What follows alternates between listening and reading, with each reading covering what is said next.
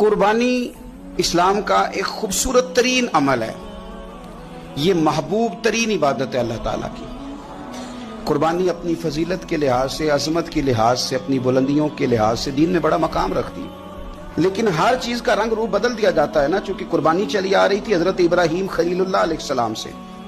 تو اہل عرب جو تھے، مشرکین مکہ، قربانی کا تعارف وہ بھی رکھتے تھے، پر وہ قربانی کی حقیقت کو، قربانی کی حکمت کو، قربانی کے حسن کو، قربانی سے پھوٹنے والی روشنی کو سمجھنے سے ناآشنا تھے۔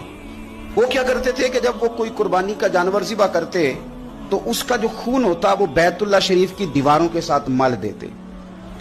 قربانی کے جانور کا جو گوشت ہوتا وہ لا کے بتوں کے سامنے رکھتے کہ یہ خون کعبے کی دیوار سے خون ملنے سے اور بتوں کے آگے گوشت رکھنے سے شاید ہماری قبولیت ہو جائے گی، ہم نے جانور ذبح کیا ہے۔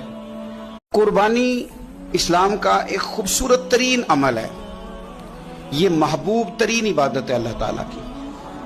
قربانی اپنی فضیلت کے لحاظ سے، عظمت کے لحاظ سے، اپنی بلندیوں کے لحاظ سے دین میں بڑا مقام رکھتی ہے، لیکن ہر چیز کا رنگ روپ بدل دیا جاتا ہے نا، چونکہ قربانی چلی آ رہی تھی حضرت ابراہیم خلیل اللہ علیہ السلام سے۔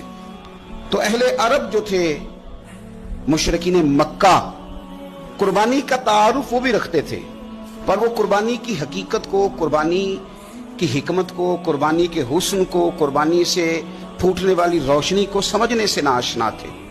وہ کیا کرتے تھے کہ جب وہ کوئی قربانی کا جانور ذبح کرتے تو اس کا جو خون ہوتا وہ بیت اللہ شریف کی دیواروں کے ساتھ مل دیتے۔